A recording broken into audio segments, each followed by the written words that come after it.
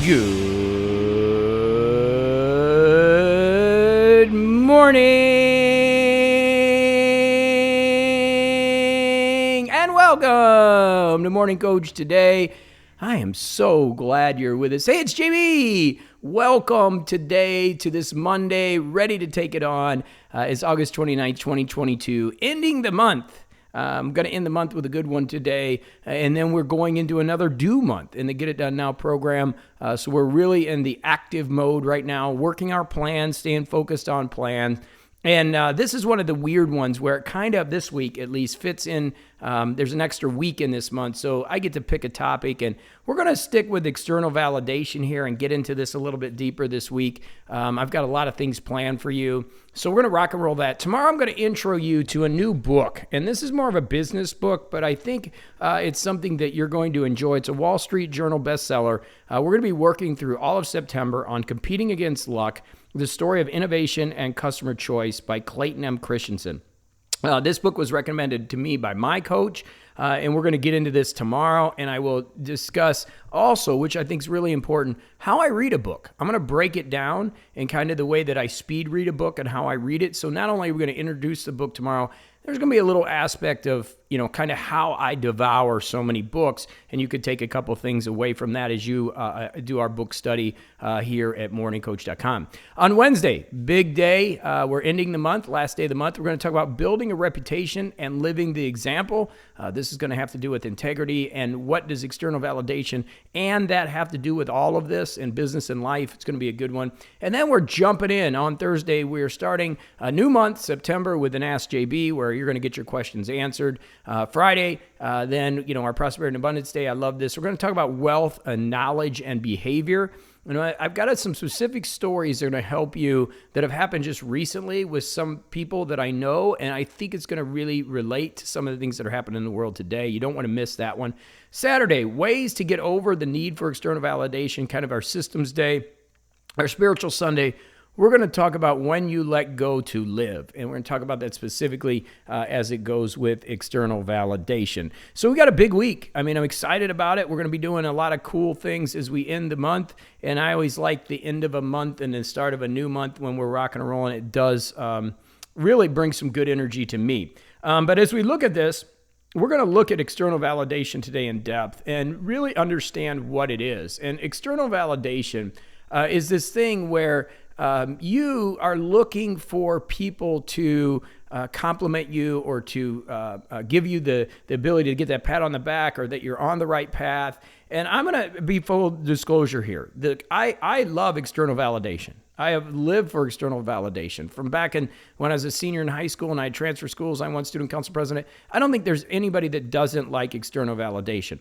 But the problem is it can become an issue. And one of the things that when it does is one of the problems is we tend to not want to confront people, right? What we don't want to, what happens is when unhealthy validation occurs is that we're not able to confront or disagree.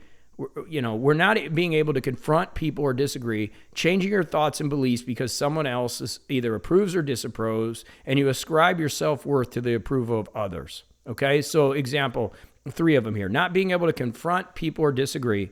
You change your thoughts and behaviors because someone else either approves or disapproves, and you start to ascribe your self-worth to the approval of others. So these are really, really issues. Like if our life plans or even our short-term goals are guided by external criteria without a true understanding of what it is that we actually want or what fulfills us and satisfies us, we end up unhappy and at worst with a midlife crisis or depressed, right? So we have to understand that. And you could say this is counterintuitive because there's a lot of high achievers. There's an unhealthy reliance on external validation, right? And we know that it's like we need that external validation and we're driven by that. So I want you to understand that if you're having some of these issues, and I do, I don't want to confront people or disagree. It's something that I really don't enjoy. I don't like confrontation. Now, I've gotten better over the years. I like it now because I think I've gotten okay with myself and I don't need that external validation. But understanding that's really important. Definitely, I don't change my thoughts or beliefs because someone else approves or disapproves, but there have been times in my life that I probably have, right? And then ascribing your self-worth to the approval of others is a really scary one. And that reminds me of the thing that we've been talking about with Gary Vaynerchuk talking to the mother, that, in order to keep your children safe, what you got to do is help them become more self-reliant, help them not seek out for external validation, because there's a lot of children that literally will go with somebody else just because they're giving them attention, and they're dying for attention. A lot of the problems that children do is because they're trying to get attention. If you think of a dog, and I'm not comparing to children to dogs, but if you think of a dog and the behaviorism of a dog, they'll tear shit up just looking for attention, right? When children do similar things, they will act up because you're not paying attention to them. And so we've got to be careful with the external validation, not only with others, but also with ourselves, right? So there's, if we get ourselves in this place, we've got to be very careful. The other area that gets scary is the area of social media. Because what happens is we've spoken a lot about cognitive dissonance. Cognitive dissonance is a validation of your external validation, right? So whatever your political thoughts are, whatever your material thoughts are, whatever you're thinking, right? It seems like social media just picks it up and the algorithm just keeps feeding you that stuff. Well, that's not great because it's creating external validation. And if people start liking your post and you're like, man, I hate this person, they're an idiot, they need to die, and everybody likes it, you get a dopamine hit from that. Right? So we've got to be very cautious with that. Not that anybody's going to go that drastic. That's obviously an extreme example. But there is that example when you start putting stuff out there that you do get a little dopamine hit from the external validation. So what do we got to do in order to get ourselves away from this? Well, number one, we've got to learn to self-validate. And that means, you got to know yourself. What really makes you go? And a lot of people that look for external validation typically don't really know what they need. They think they need to make money, they need to marry well, they need a big house, they need to make great grades. They don't think about what they mean. They just think they need that, right? And it's same thing as like titles. People are trying to, I want to be the CEO or I want to be the regional manager, but they don't really realize what those things are. So until you analyze your motives, why are you seeking that and what is that for, then you're going to have to figure that out. I think about my PhD and MBA. Okay. Now this is really deep. And this is just coming to me as I'm thinking about this. Those things were for external validation. I mean, I didn't do those because I was excited about doing my MBA and my PhD. I was trying to find ways to make more money and get people to respect me. That was all external validation. Did it serve me? Well, it helped me get a job back in the day. And I guess there is, I've had some people tell me that there is some respect level because I went through that educational process, which is cool. But if I'm going to be honest with you, when I did those things back in my 30s, in my late 20s and 30s, and I think I was 20, trying to remember, it's been a long time ago. But, I can tell you that I wanted the letters by my name. That was external validation. I wasn't doing it because I was motivated to do it for myself. I was doing it so I would garner the respect of other people. So it was about external validation. So that was a good example of me going out and not really understanding why I needed that. And again, I think people buy bigger houses than they need. People buy cars, all for external validation. And is it cool when you go out? Yeah, it's fun. I take the 74 Vet out. I take the T-tops off. I drive around. People wave at you. Oh, that's a cool car.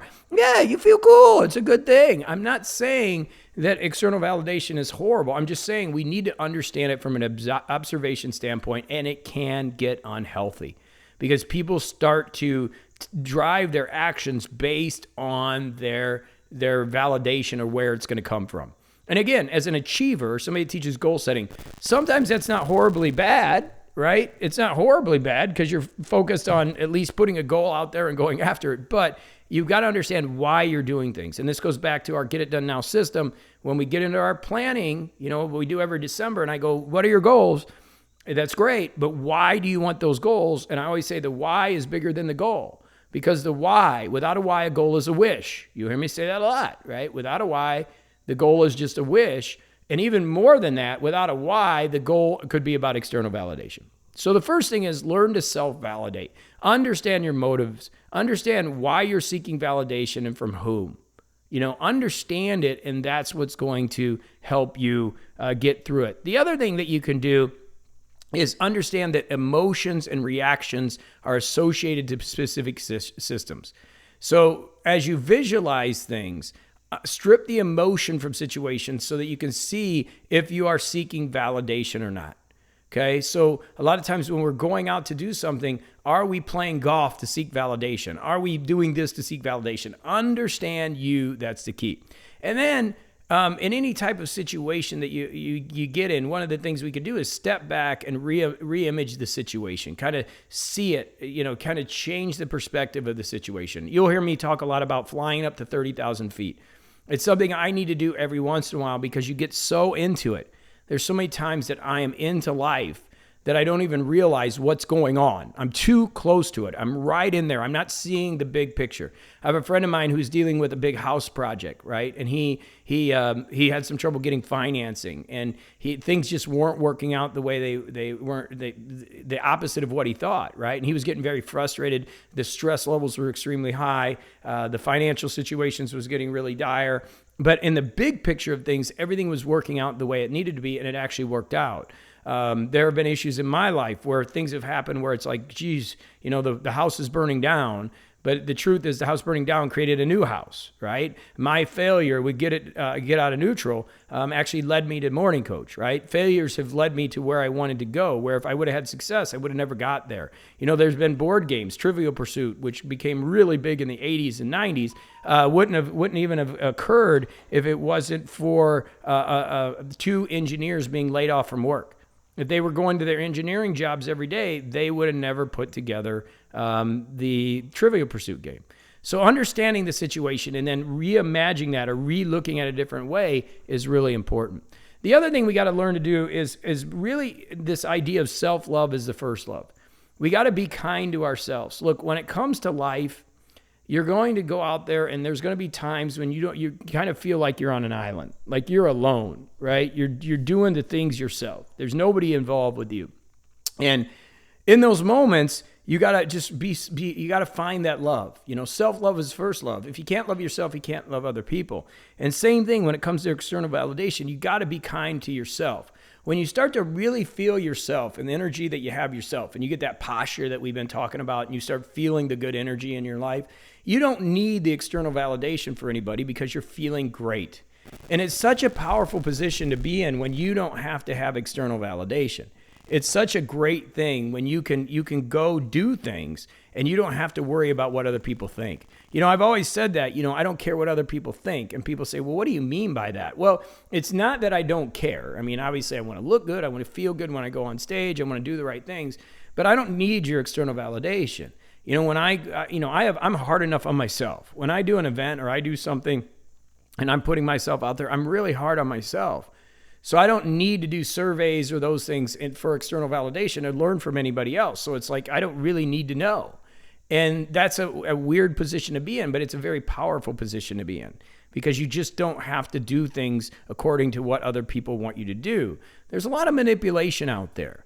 If you haven't seen, right? There's a lot of manipulation. And the reason people can be manipulated is because they're striving to find some external validation. They have no love. They don't have people supporting them. And they're just really looking for anything they can.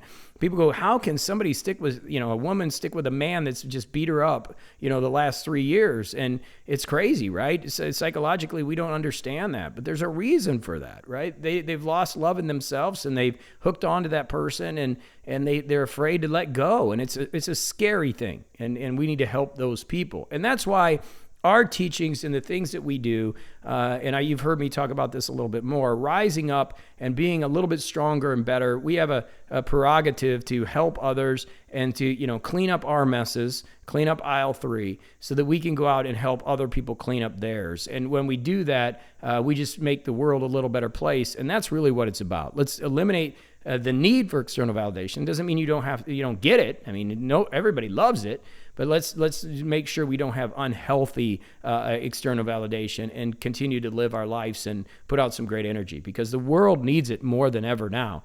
And we need you at your best. And that's why I'm here every day to help remind you of that. You don't need external validation from anybody. You just need to go out there and be the best that you possibly can be. And that's what I'm going to help you do.